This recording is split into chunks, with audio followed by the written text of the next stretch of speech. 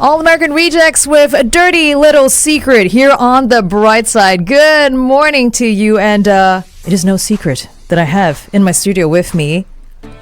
I don't think you are the best kept secret in Singapore because you are known worldwide. It is Russel Wong, the amazing, can I even say, would you like that title of International Photographer of Mystery?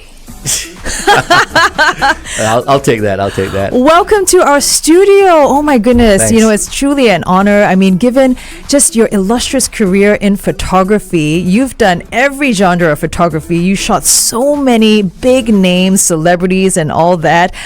I mean, I'm talking to the man itself. Okay, little known fact, I'm going to share with everybody that I actually interviewed you many, many years ago. I was an intern at Don't give it up. Don't give it out. Don't give it out. Don't let the cat out of the bag. No, but even back then, I am still starstruck today. So welcome to the studio. Thanks, Lavinia. And we're really glad to have you. We're going to talk about this exhibition you've got going on for this week until the 17th of September. It's called The Beautiful Race, and it's all about the Singapore F1 Grand Prix. We'll find out more about it in just a bit. But first, I've got some questions about your amazing career. Do you actually know when, or what was it like, or when it finally hit you when you realized you wanted to become a photographer? You know, when my first job was shooting for Nike, and I was a sports photographer in college. Wow. So when how did you even land that? That's the thing. It's just Went shoe shopping and then came up. No. I want to shoot for Nike. Sebastian Coe, then was a world record holder for the half mile, 1500. He's like, of course, the most the legendary and iconic UK runner, right? And I was like, wow, he was my idol, and he happened to be in town when I was going to university at Eugene, Oregon. On the west coast in America, and went to the park with my friend and just shot random shots of him while he was giving a talk, and then then another friend goes, hey, you should send the pictures to Nike, you should show it to them. So I cycled out, showed it to them in a nutshell, and the guy liked it, he kept it, and and it was a cover. It was my first international cover at the age of, I was like, I think 18 then. But you've always done photography even before that. When was the first time you picked up the... I never did. Yeah. So you're one of those talented people who just had an eye. My dad went to Northbridge Road. He went to Northbridge Road, gave me a camera. It was $120. Wow. When I was 16, O levels, before I went away. So it's not that I begged for it. I wanted it. So I always tell people that it's like photography actually chose me. I didn't choose photography. I love that. Yeah. Photography chose you, look at what it has brought to your life. Can you imagine yourself being other than a photographer? Has it ever, crossed your mind? I mean, you try to have that backup plan, but it never worked. So you never needed your parents, your parents, so are you gonna work in a bank when you graduate, or are you gonna be in a hotel? And it was just but in the back of the back of my head, I was just so hooked on it. And like you said, what was the tipping point that I was going to be a photographer, I chooses my career, is when I got free shoes. So that was your first payment with that Nike shoot? They paid me in shoes. So I got paid in shoes for I had 10 pairs a month. What? Yeah. How long did this continue? So you are also the one with the largest Nike shoe collection. My dorm room was like Queensway Shopping Center. Oh my goodness, and then later I was selling, I was like, the Chinese in me was like, your side hustle. Yeah, my side hustle was like, let me just sell this off at 50% of the retail. So I did sell some of my friends the shoes. Oh my goodness. Because as a student, you can't technically work. Get money. Yes. While you're overseas. But Nike was like, hey, so every so many pictures you get a pair of shoes. So I diversified, and after getting all these pairs of shoes, that I couldn't wear all of them. Of course. Yeah, not even knowing I could collect them. Like now, I wish I had all of them, right? Oh no. But this is an amazing story. My goodness. We're going to hear more from Russel on our Facebook Live. Everyone come and join us on facebook.com/1FM913. Remember, it could win for you. Just chime on in if you have questions for the man. And also, if you want to just share some comments, do so. Either WhatsApp 88550913 or a comment on our Facebook Live. It could win you a 3-hour art jamming session thanks to Sims Galleria. Join us on Facebook. Alrighty, hey everybody! Look at the man Hey, himself, everybody. Russel So Wong, this is the right live here. feed then. This is the On live feed. We are on Facebook Live, Facebook. facebook.com/1FM 913. Say hi to everybody. Your camera Hi would be that one there. everyone. What's up, Ari? It's my niece that's visiting from Miami. Oh Yeah, she came wow! all the way from Miami Just to hear this interview, lah. just to hear this interview. She paid a lot of good money for that. This is a guy who is just, you are like improv king, you know, you're a yes and you just jump on. I love your energy and everything. So I've always admired you. I'm just so Oh, glad that I thanks, can be thanks. on this side of it, interviewing you on the show for today. So I've got more questions about your amazing career. What are the challenges, you know, that you faced back then when you were first starting out versus the challenges that you face now? What do you think the differences are? What has really hit you? I think when you're starting out, obviously, you know, you run through a lot of hurdles. A lot of Literally, people- yeah, with a Nike, lot of- yeah. Yeah, exactly. It's a lot of no's. You know, you try to get stuff, try to get jobs and shoots, and you know, maybe the hit rate was like 1% was like a success rate. You know. But that sucks. You know, the 1% slowly grows step by step when people see your work and have more confidence. And yeah, it's just really a small step at a time. People, you know, they don't look at it and go, wow, look at this, what he's done so far. But it was a long process. But you know, as you shared on air about how what was the turning point for you Yeah. was that, you know, by random you shot this idol, you know, the sportsman of your idol, and you took those photos and you sent it to Nike. Nike Yep. said, "Yep, we want to make," and that Yep. was your first cover. Yep. But I mean, this is the thing. You obviously have an eye for it. And what do you think makes, you know, your photography, your photos stand out from the rest? What defines you? It's so funny. My friend's dad always goes, I know it's a Russel Wong shot because he cuts off the head.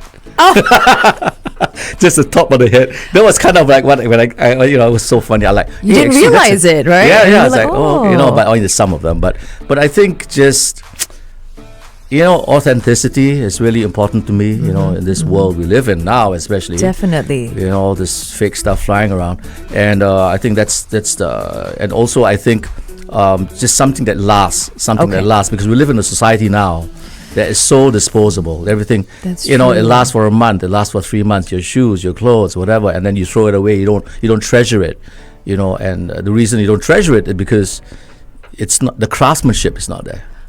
So yes. to me, I want to craft my images, craft my pictures the way, you know, that how it used to be done. You know, like, you know, why do we keep on looking at Leonardo, you know, paintings or Michelangelo or sculptures? There is a reason, because the craftsmanship is amazing. So I've always wanted to use that concept and have that and that attitude and that approach in mind when I approach my pictures, because I don't want my pictures to date after 3 months, Sure. right? Or like, you know, jump on the trend, which I never do. Okay. I never jump on trends because you know why? Trends last 3 Come and months. go, yeah. And they go really fast, even faster nowadays, Yeah, I think. exactly. You know, 1 second and it's done, right? You swipe it off to the left and then you're done. Yeah. I love what you say about how, you know, you look for inspiration, you know, Leonardo DiCaprio. I was going to say DiCaprio, you shot him, yes. But what is it that gives you inspiration? What helps you with your creative juices? You know, just, you know, I don't mean to sound so cliche, but, you know, I think life itself where you have to appreciate everything around you. And because that feeds into your perspective in life. Sure. Be open to everything, don't have biases. It's a bit difficult sometimes, right? Certain moments. But I think just, you know, just be objective about it and just take it as it is. Different is not weird, you know, different is just different. Yeah. You know, we should celebrate and that. people know me. I talk to everyone, sometimes too much, like literally to everyone, you know. And I think, to me, I've always enjoyed being around people and just a walk in the park, and not just a walk in the park, but look around. You know, like they say, you look but you don't see. That's how a lot That's of people true. live. So I'm watching a different movie from you or someone else because Yeah. I see it different, you know, and I put some more meaning to it and kind of scrutinize. And I'm a curious person. So that's easy for me because I'm really, really capo, you know. Yeah, everyone I'm talking to, you know, I want to know about your family, your life, your background. I love that. I love that. We're going to jump on air in just a bit, and we're here to talk as well about this great exhibition you've got going on. It's on till the 17th of September. Of course, it's this week because it's all about the beautiful race, the Singapore F1 Grand Prix. So join us on air as we find out more about this great exhibition by Russel Wong.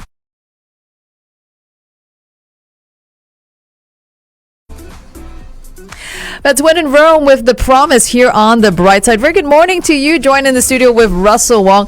Now I can call you international photographer and craftsman because you spoke on Facebook about how it's really important for you not to create something that is just following a trend that, gets disposed of, because we live in a society nowadays that is everything is so disposable. Fashion, shoes. So you want something that really leaves a legacy and it just carries on. It's timeless. That's what you're going for, right? Yep. Like a craftsman, well-crafted images and photographs. I really love that from you. So you're here to talk about your wonderful exhibition. Congratulations on that. Thanks. The Beautiful Race. And I want to point out again, this is a little known fact. I think people who follow your career has always seen you as this amazing portraiture photographer. You shot all these famous celebrities, but your start was sports photography. Tell us about that. Yeah, I mean, literally, the camera picked me, and then just because I wanted to shoot these famous runners when I was going to college. Were you a runner yourself? I tried 10K for fun. What? 10K for 10K for fun? Yeah, 10K because that's what you do in Oregon when you go to school. You have to run. You don't have a social life. Really? And so that's why the whole interest of just shooting runners, because my father was already involved in athletics and Wow. and so I was just really such a student of the sport. And I just want to point out to everyone, you shared that your dad gave you your first camera before you left for the U.S. to study in Oregon. Exactly, when I was 16. So does your dad go like, it's all thanks to me, getting into sports photography? Later on, when I got successful, of course, he claimed it. It was like, he's like, what? You want to be a photographer? How did he respond to that? He was okay. He didn't he didn't say no. He didn't say no. He was like, choose your path. That's your life. At least you finished college, right? Because I went to college. So that's like, okay, I'm done. So what do you want to do now? That's your problem, So he never said, no, don't do that. Okay. Yeah, so that was good. That was really good. And it was like he had faith. Because back then, I mean, most Singaporean parents of that generation only recognize the three jobs, right? No, not this let me correct you. That generation. Not that generation. Oh, even now. Okay. That's even now, when you say you're going into the creative field, it's a bit of a hard pill for parents to swallow, right? Exactly, because they're that's a fun thing, but it is not a job. But it is. Well, to us, it's a job. Look what you're doing now, right? That's true. Yeah, with the headphones just talking, you're getting paid for it. When you mentioned that, my parents were a little bit like, you sure you want to do this? It's a tough thing for the parents. I know that, and even now, because they can't understand, like, you're telling jokes and you're getting paid. So, how is that possible? Yeah, exactly. Like, I was just at the Ronnie Cheng show last night. It's great. And he was talking about it, right? So I understand, and he understands. All of us understand. People in the creative field, we understand, because that's what you do for fun. But that's what we do for a living. I think we're lucky. I don't know if you feel this way, that I love what I do. Of course. And it gives me so much joy. I feel very blessed. Yeah, so I really love what I do, guys. Thanks to our Brightside buddies as well, our online listeners. So you're here to talk about The Beautiful Race. Tell us all about this great exhibition. Yeah, this HPL they have a gallery space, and they wanted an alternative event or a thing for the Formula One fans to do, just to come visit our exhibition. So they created a space, and they had me put in my images, from the first race in Singapore. The inaugural race was 2008. Yes. And I've shot that since 2008, because I was shooting the races before that since 1999 already. Yes, that's right. Yeah, so so just a collection of pictures, about 50 of them, nicely framed and archival prints, signed, and they're like, from 2008 till pretty much quite recent. Wow. And just different aspects. Of course, showing, to me, I have to show Singapore. Yes. Because it's a Singapore Grand Prix. So whenever I shoot the race, I always have it at the back of my head that I want to have a sense of location. Because there's no other race like it. I'm sorry. There was a first night race, right? Yeah. First night race ever in the world.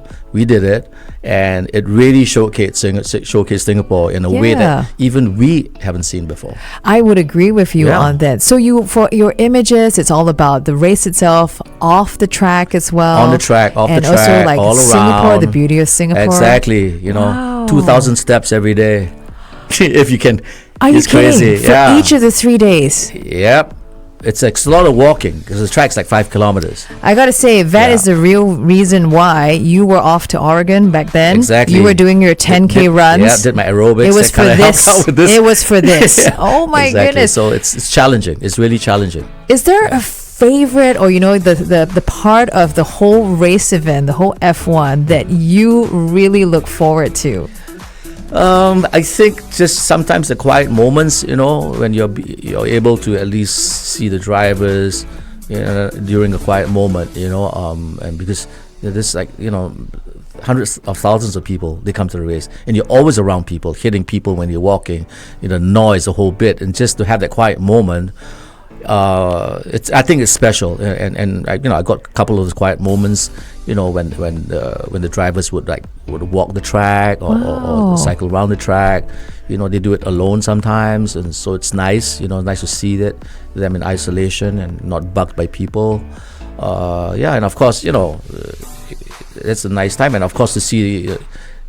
Everyone's favorite shot when they've seen it is usually the aerial shot of the track, which I did, and you see the whole track. There's like a necklace glistening in the dark. How did you do that aerial shot? No, I mean I went to the top of the hotel on the 70th floor, looking Wow. down. Yeah, so that's it's quite amazing once you see it for the first time, because it's like I say, it's like a necklace, like a beautiful jewel necklace. Yeah, just adorning. Yeah, Exactly. Singapore, It's the glistening. city. That's a track, the Wow. lights, with the city that kind of is interwoven into it. Really amazing. Okay, we're going to find out a little bit more about the beautiful race, your great exhibition you've got going on right now. So join us on Facebook Live, facebook.com/1FM913. Hey everybody, welcome back. And of course, we're here with Russel Wong, international photographer, craftsman, and my goodness, I loved how you described that one of the favorite shots from your current exhibition is taking place. The details of that? It's at 26 Dempsey Road, or block 26 Dempsey Road, and it's And you mentioned that it's by HPL, yeah, right? correct. So Yes. they're putting up the gallery space and an alternative, like I say, in a little event for someone just to visit. If you don't want to, you're not at the track, you can come go eat some great food. See some nice images. Nice. So the food goes down good. I'm sure it will. 50 photographs, Exactly, right? yeah. Chosen from so many years of covering this iconic race. Like you said, we are the first to do a night race for F1. And this began, I think you mentioned, in 2008. Is Yeah, that right? 2008. My goodness. How do you even choose 50 to settle It's on? tough. So I'm like, after editing, I'm like cross-eyed. I can't walk around or drive. Yeah, because sports pictures is the worst to edit. Tell Because us a little bit about those challenges. For one Yeah. sequence, we have 40 or 50 just to choose one. Because it's all the fast the motor firing. drive. Yeah, so Ah. it's you're like looking at files after file after file, and then you just have to take a break.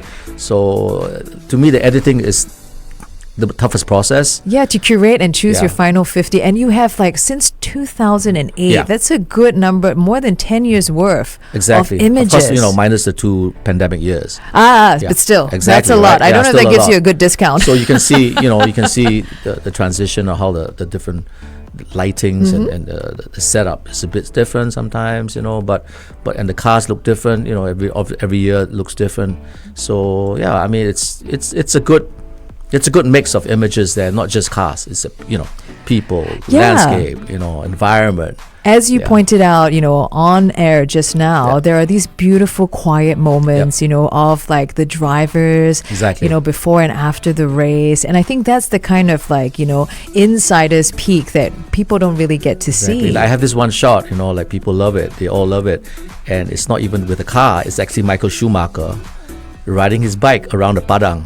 Really? And how did you see him go off in the bicycle? I got to get that shot, and then it's running I mean, time. you just see them, and you kind of you're alert, right? Yeah, because there are different people, different drivers. They kind of study the track differently, and Sure. here he is on a bicycle, on his nice bike, going around and doing a workout around the Padang and the track. So I just happened to get it. Wow. Okay. I need to ask you this. Yeah. You shot all of these, famous individuals, celebrities, all these. Who's my favorite? Don't ask that question. No, but actually, I want to ask, you friends of any of them? Yeah, I mean, You want some numbers? Oh, okay. So your phone is probably insured, guarded by two bodyguards and everything. Yeah. So you've become friends with Yeah, some I of mean, your yeah, subjects it's- who are before yeah, I your mean, it's lens. not all of them, obviously, because there's a lot of course. people. Sometimes it's a touch and go Exactly. thing, right? So in your normal work environment, you're friends with some of your colleagues. It's just like for me, in my environment, in my business, I mean, yeah, there are people that are good friends that you call out for lunch, and it's great. It's not that you want, and for me, it's not like, oh, it's because you're famous, I want to be friends with you. Of course, of Yeah, course. to me, it's like you still have to be cool to hang out with, have a coffee before I want to waste an hour with you, right? It's like, I don't care how big you are, but it's just it boils down to that. It boils down to that if you get along, not because you got this hit album or. Yeah, because you're kind of over that after a while. Doing it so long. Agreed. Yeah. I have this to ask of you. In all the portraiture work that you do, you're working with people. Yeah. What do you think is the number one tip when it comes to working with people? It doesn't matter if they're famous or not. But for you and your role as a photographer, what is that number one rule that you abide by because you're working with people, individuals, humans? I think just like any relationship, there has to be trust. Right? Without that trust, you're not going to get any work done, any image, because it's not about me just lighting you. It's not all about me. I need your help too. So it's collaboration. And to collaborate to get the trust. How do you get the trust again? So you add another question. It's just being respectful, and also researching the person you're working with. I do a lot of research. So if I know a lot about you, you figure that, man, he really put the time in. He knows what I do, right? So he opens up or she opens up more. And that's how you get the trust. And the other thing is, don't over-respect them. What do you mean by that? Which means don't let them call the shots. Because if they call the shots, it's their photo. Because they don't know what you're after, you know what I'm saying? Right. So in a way, okay, you get Very what good you want, point. and I want to get what I want. And you know what I want. Very good point. I know the shot already before I walk in the studio. Yeah, because this is the Russel Wong photography shoot, and it shouldn't be Exactly. anything But otherwise. it's tough, right? When you got a president in front of you, when you got a prime minister in front of you, when you got this billionaire in front of you, you got this big star in front of you, and these people are not used to having people Tell them what to do. So how do you deal with that? I just do it. I just do it, but in a nice way, very respectful, nice way. I sure you have a funny story to share about this. Oh my God, I can't imagine you bossing around the president or a prime minister. You tell them, you tell them what to do. Like, have you ever said, stop it? Not stop it. Can we do something else? That's how I do it. Can you do something else? Don't say so. They'll do something else, which means they're stopping it anyway. Really good tips there. I think what you're saying here. This advice, I think, also applies to real life as well. It is. We're always dealing with people. We're going to jump back on air in just a bit, and just final say about the beautiful race. Can you pick a favorite? Have a think about that. We're going to ask you on air. Join us, everybody, on 1FM 91.3.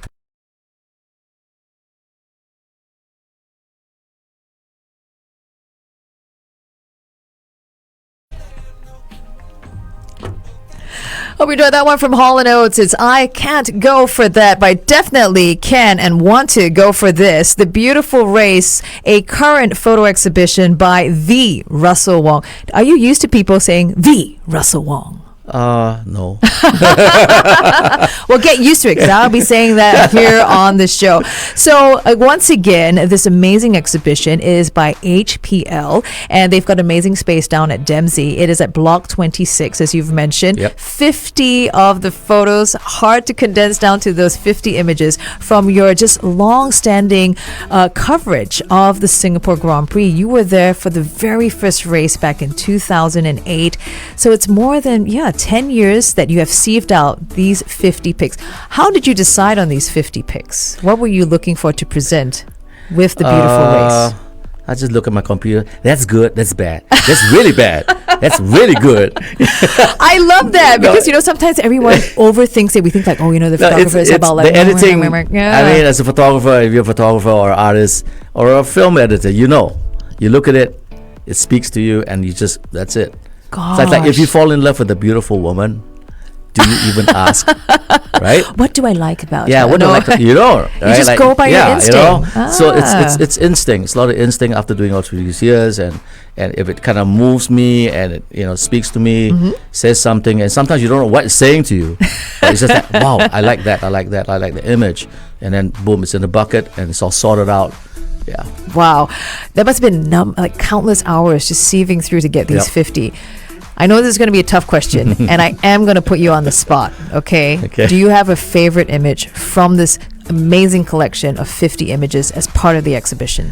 Yeah, I think, that's, in a way, that's why I chose the title, The Beautiful Race. And The Beautiful Race, the same cast, but it's a setting. It's a setting that makes it beautiful. And our setting is Singapore, right? So I people always stop and they look at the aerial shot I did. With my fisheye lens, I went all the way to the nearly 70th floor of the hotel, and you get nearly the whole track in. Wow. So I always see them stop because I notice when they look at pictures, right? Like which ones do they stop at, which ones would they walk by? Because it helps me. Because being a photographer, it's a really lonely profession. You go out, you shoot it alone, you sweat, and in the rain or whatever, and no one talks to you, and you come back to your computer and you sort it, and you don't get instant feedback. It's not like I'm like, it's not like I'm Bruno Mars. I sing a song and you girls, see how people are reacting. And girls are shouting at you. So that's a good rap, that's a good song, that's a good move. So for us photographers, we live in a vacuum in a way, right? So you don't know if it's good or bad until you throw it out there. It's printed, someone sees it, because you don't get that instantaneous response. This is really interesting to hear about from you. So that's why, the exhibitions that you do, I'm understanding now that it's so much more for you, because that's your probably one of the few chances that you actually get to really see that feedback and I from see how them people reacting react, to your I see how people react, and it means a lot to me because it also tells me about my work. Okay. Right? Hey, you know what? Yeah. I learned from this. So next time around, I see a photographer hard at work. I see you. I'll be shouting, yay! Go up to the photographer, give him a hug and a kiss. Are you sure? Thank you so much. Are you sure? I love that image. No. Are you sure? They'll be like, what is this crazy lady doing? Are you sure about that? Okay, maybe just for you, because we know each other now. Okay, so I'll just be like, hey, Lavinia, you came to my show. Can I give you a hug? And then you'd be like, who are you again? Oh, yeah, right. Yeah. I've got 2 questions left to ask you. First up. Yeah. Is there a bucket list for you? Is there one thing or a person that you're dying to shoot, haven't got around to it? Anything like that? Boy, I don't really have a bucket list now, but because you've already I had a bucket list, but both of them are dead. Yeah. So like Miles Davis and Prince. No. So I'm a big music fan. I'm a big music fan. I've always wanted to shoot Miles Davis because I'm a huge jazz fan. I always wanted to shoot Prince because I'm a big R&B funk, fan. And it's Prince we're talking about Exactly. Yeah. Gosh, how would that have? Yeah, how would that have been? My goodness. So I, it's close, but not there. I knew his girlfriend, worked with her, and then for Miles, I knew his biographer. So he was going to set it up, the shoot up. Yeah. And when I came back in Singapore during summer, and Miles passed away. So I was so close. It's too close. Yeah, Ouch. But that's really painful. But then again, that's life. That's life. So you look forward, and I don't have anyone I'm targeting right now. Or any place or anything. Nah, you're good. Yeah, you take what comes. It's all part and parcel of life. Everything happens for a reason. I don't really have a bucket list. I appreciate. I see a lot of great talent around, and some. I got to think about that one. No, I think you approach life now with a very open mind. Yep. Whatever comes your way, you make the best of it. You put your stamp on it. I like that. This last question: what would the Russel Wong of today tell the Russel Wong who was just starting out as a photographer? You're crazy. I was crazy. Really? Oh my gosh, that is so cool. Tell us about this craziness. Back in the day, first of all, I was a really hyper kid. So now they have these labels, right? Okay. Whatever, all these labels for the hyper kids, whatever. Back in the day, it was just, like I'm Peranakan. Same. Yep, exactly. East Coast is the best coast. I'm from Siglap. Don't say I'm from Katong because Siglap is different. Oh. Right? You know that, right? Yeah. My mom, my granny were like, Russell, you're so gila. So Gila is mad in Malay. Or Yes, it is. It is. It I was is. just hyper and kidding around, and I always been like that. And just looking back, it was just like Crazy that. times. Yeah, that kept the you going, energy for right? just doing stuff. I wanted to do everything. My That must have dad helped you. to help me now. My dad was trying to temper it. What you want to do? You want to play drums now? What you want to do now? You want to run now? What you want to do now? Like, I had all these interests, and I would, do everything. And he was really afraid that I would do everything and be like, jack of all trades, master of none. He always said that to me. But he's been proven wrong, obviously. Yeah. Well, finally, when I got those free shoes, right? And you gave him a pair, I hope. Yeah. So I think so. Yeah. That is so cool. But probably that was like looking back. Yeah. Man, I was crazy. I was like just going after it and doing all this stuff. Fearless. Just even thinking about it, right? Because I think when you're ignorant, it's great. I was ignorant. Very gung ho lah, you know what I mean? Yeah. Because you don't feel like plan, you've got you're a nothing to kid, lose. Yeah, and just go for 16, it. 17, you're out running the track, and and it was just. I'm quite proud to say I was on academic probation and academic warning when I was in college because my grades were so bad. Right. Yeah, they had to like cut down my credits because I was doing so badly in school. So I was at the track shooting. Oh. Yeah, I was at the running track shooting. But you know what? It turned out beautiful. And I think you've just given great advice for everyone in their life. Be fearless, be gung-ho, chase for what you believe in. I really appreciate for you sharing that with us here on The Bright Side. Once again, the beautiful race from now all the way till the 17th of September. You can catch it, Block 26, Dempsey Road. This is a great exhibition. 50 of Russel Wong's amazing coverage of the Singapore F1 Grand Prix, and it's an exhibition down at the Space by HPL. Thank you so much for joining us here on air. Thanks so much. I really enjoyed myself. The Bright Side. Good times. Greatest hits. 1FM 91.3.